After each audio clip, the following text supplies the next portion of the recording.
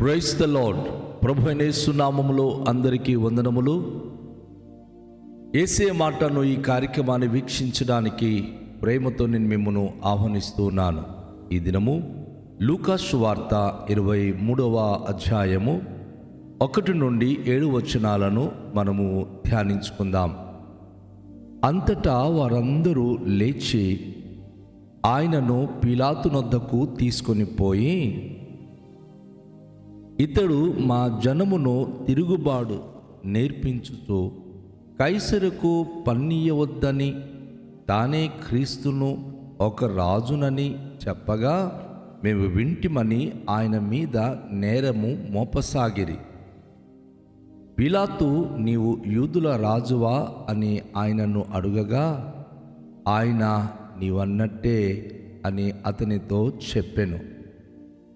పిలాతు ప్రధాన యాజకులతోనూ జనసమూహముతోనూ ఈ మనుషుని యందు నాకు ఏ నేరమును కనబడలేదనెను.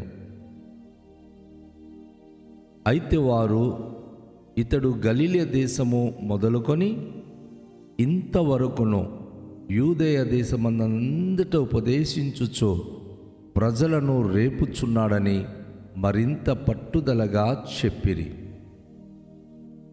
పిలాతు ఈ మాట విని, ఈ మనుష్యుడు గలిలయుడా అని అడిగి, ఆయన హేరోదు అధికారము క్రింద ఉన్న ప్రదేశపు వాడని తెలుసుకొని హేరోదు నొద్దకు ఆయనను పంపెను.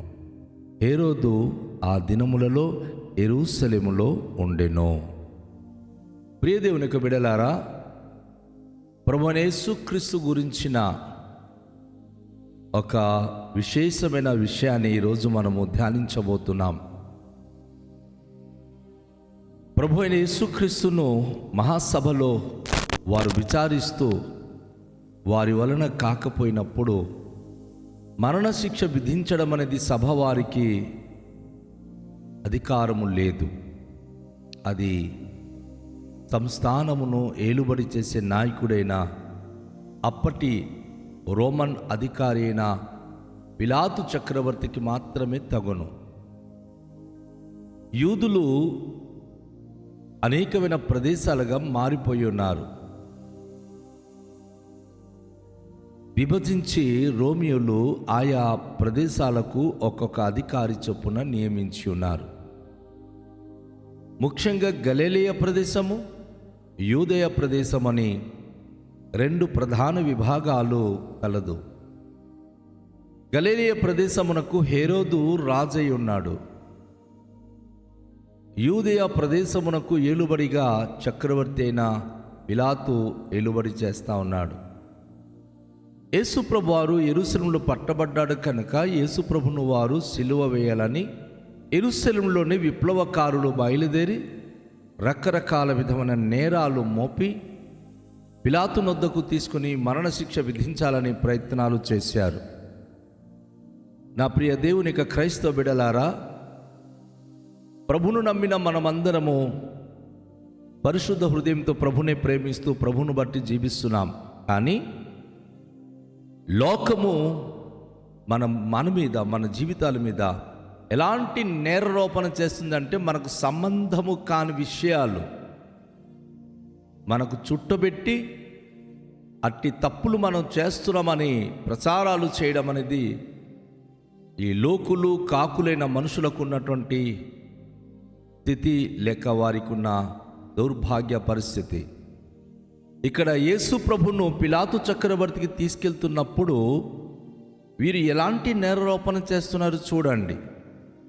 యేసు ప్రభు రాజ్య సువార్త ప్రకటించి పరలోక రాజ్యము సమీపించింది, మీ చెడు మార్గాలు విడిచిపెట్టండి అని యేసు ప్రభు వారు బోధిస్తుంటే, పిలాతు చక్రవర్తికి వెళ్తున్న ఆ యేసు ప్రభుని తీసుకెళ్తున్న జనాంగము, ఇతడు మా జనమునకు తిరుగుబాటు ప్రేరేపిస్తున్నాడు అని మొదటి నేరము. అందరికీ తిరుగుబాటు చేయండి అని నేర్పిస్తున్నాడు అన్నారు. రెండోదిగా కైసరికి పన్నివద్దు అని చెప్తా ఉన్నాడు. అసలు వాస్తవంగా యేసు ప్రభు వారు కైసరివి కైసరికి ఇవ్వండి, దేవునికి ఇవ్వండి అని తెలియచేసిన వాడు. కానీ ఆయన మీద నేరారోపణ చేయాలని కైసరికి పన్నివద్దు అని చెప్తా ఉన్నాడండి అని. కైసర్ అంటే ఎవరు? పిలాతు చక్రవర్తి వారి పైన ఉన్నటువంటి అధికారులు వీరు. వారికి పన్నివద్దు అని చెప్తా ఉన్నాడు అని చెప్పి రెండో నేరం మోపాడు. మూడోదిగా వాళ్ళు ఏమంటున్నారంటే తానే క్రీస్తు అని, నాలుగోదిగా ఒక రాజని చెప్పగా మేము వింటిమి అంటున్నారు. క్రీస్తు అంటే అభిషిక్తుడు, ప్రభు అయిన యేసు క్రీస్తు. దేవదూతలే తన గురించి సాక్ష్యం చెప్పారు, కానీ ఈరోజు పనికి మాలిన లోకము యేసును దూషిస్తుంది.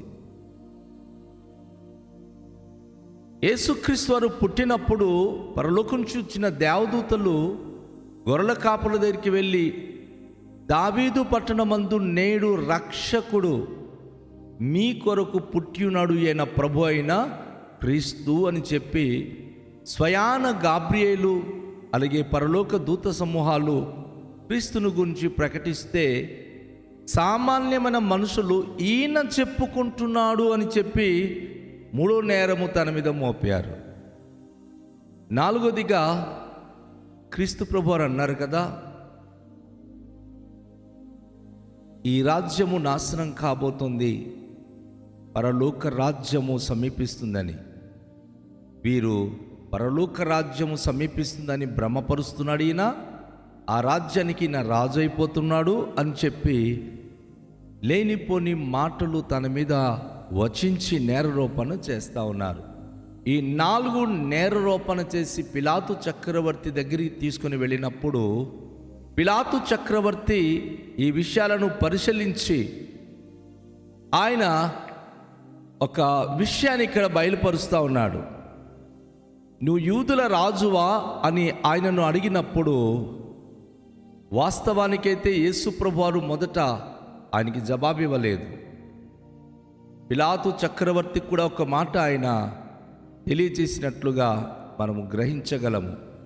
సత్యమును గురించి సాక్ష్యం ఇవ్వడానికి పుట్టి తిని నా రాజ్యము ఇహలోక సంబంధమైనది కాదని చెప్పి ప్రభు తెలియచేసినప్పుడు అని నువ్వు రాజువా అని చెప్పి పిలాతు చక్రవర్తి యేసయ్యకి ప్రశ్నిస్తాడు.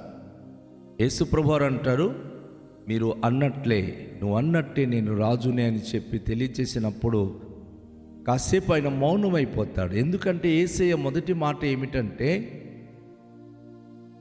సత్యమును గురించి సాక్ష్యం ఇవ్వడానికి నేను పుట్టి తిని నా రాజ్యము ఈ లోక సంబంధం అనేది కాదు అని చెప్పినప్పుడు పిలాతుకి ఆశ్చర్యం అనిపిస్తుంది.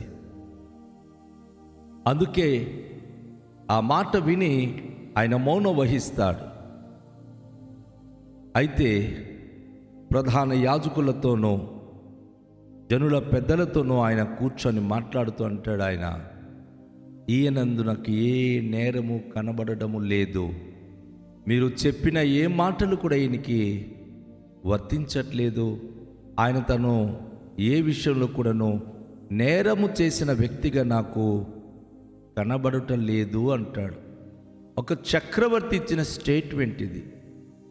జనసమూహము ఊరికే కేకలు. ఎందుకంటే అందరూ ఒకే మారు గట్టిగా కేకలు వేస్తే సత్యం కూడా అసత్యంగా మారిపోతుందిలే అని భావన.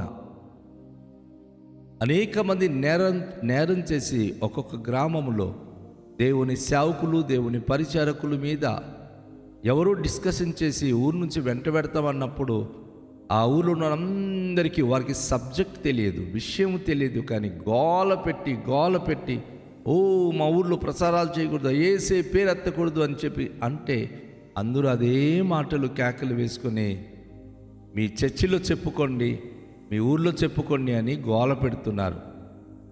ఇక్కడ యేసు ప్రభు దగ్గర కూడాను ప్రధాన యాజకులు, ఈ జనసమూహములు అదే వారి మనస్తత్వాలు.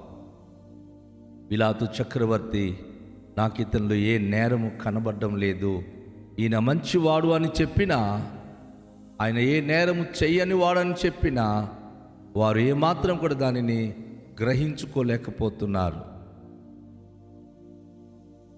అయితే పిలాతు చక్రవర్తి దగ్గర వారు ఏమంటున్నారంటే, ఇతడు గలిలయ ప్రదేశం మొదలుకొని ఇంతవరకు యూదేయ దేశమంతా కూడా ఉపదేశించుచు ప్రజలను రేపుచున్నాడని మరింత పట్టుదలగా చెప్పిరి. యేసయ్య చెప్పిన వాక్యము, పరలోక రాజ్యం యొక్క శుభవార్త ఈ ప్రజలు ఎలా నేరరూపంగా చిత్రీకరించారంటే, యేసు ప్రభువారు గలిలయ ప్రదేశంలోను యూదేయ ప్రదేశంలోను ఆయన అనుదినము దేవుని యొక్క వాక్యము ప్రకటిస్తూ గలిలయ ప్రదేశంలో కొన్ని రోజులు, యూదేయ ప్రదేశంలో కొన్ని రోజులైన బోధించడం చూసి ఈయన గలిలయ ప్రదేశం మొదలుకొని మా ప్రదేశం వరకు అందరినీ కూడాను ఉపదేశిస్తూ అనేక మందికి రేపుతున్నాడు అని చెప్పి తప్పుగా మాట్లాడుతూ ఉన్నారు.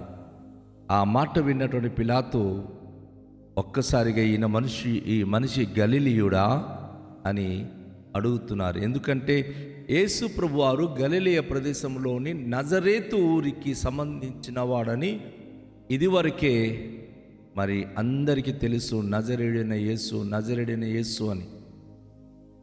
కనుక వెంటనే హేరోదు యెరూషలేములోనే ఉన్నాడు కదా, గలిలయ ప్రదేశానికి ఆయనే కదా న్యాయాధిపతి, అధికారి. కనుక మీరు ఈయనను తీసుకొని హేరోదు దగ్గరికి తీసుకెళ్ళి విచారించండి. ఆయన తనలో నేరం కనుగొని ఏమైనా శిక్ష విధిస్తాడేమో అని ఆయనకి హేరోదు రాజు దగ్గరికి పిలాతు చక్రవర్తి పంపిస్తున్నాడు.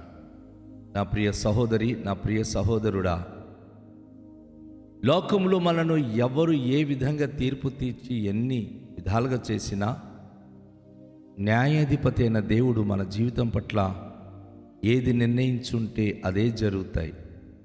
ఏ మనుషులు మనకు శిక్ష విధించడానికి, ఏ మనుషులు మనకు నాశనం చేయడానికి కంకణాలు కట్టుకున్న ఏమీ చేయలేరు. ఈరోజు దేవుని రాజ్య వ్యాప్తికై మనము హింసించబడాలి, శ్రమపడాలి, ఆయనకు మహిమకరంగా జీవించాలని ఆయన మనకిచ్చిన ఆదేశానికి మనము శిరస్సు వహించి లోబడి జీవించాలి. యేసు ప్రభువారు దేవుని యొక్క ప్రణాళిక చొప్పున ఏవైతే తండ్రి అయిన దేవుడు తన పట్ల నిర్ణయించున్నాడో ఆ నిర్ణయమును బట్టి ఆయన జీవించేటటువంటి వారై ఉన్నారు. కనుక రండి, తలలోంచుకొని దేవుని మనం ప్రార్థన చేద్దాం. మికిలి దయగల పరలోకపు తండ్రి, మీ పరిశుద్ధ నామానికి వేలాది వందనాలు, స్తోత్రాలు. మీకే మహిమ, ఘనత, ప్రభావములు చెల్లించుకొనుచున్నాం. పరిశుద్ధుడా, ఈ ప్రశస్తమైన సమయంలో మా దీన జీవితాలను మీ చేతికి అప్పగిస్తున్నాం. లోకంలో మేము మీ కొరకు పవిత్ర హృదయంతో జీవించినప్పుడు అనవసరమైన అబండాలు వేసి మమ్మను నేరస్తులుగా ఎంచిన ఈ లోకము మేము మీ కొరకు ధైర్యంగా స్థిరంగా నిలిచే భాగ్యము దయచేయండి. ఏ విషయంలో లొంగిపోక, కృంగిపోక, ఏ విషయంలో మేము దిగజారిపోక మీ నామమునకే మహిమకరంగా జీవించే భాగ్యవంతులై ఉండే కృప అనుగ్రహించుమని మహిమ, ఘనత, ప్రభావములు మీకే చెల్లిస్తూ యేసు నామములో ప్రార్థిస్తున్నాము తండ్రి, ఆమేన్. అందరికీ షాలోం. ప్రభువు మనలను దీవించునుగాక.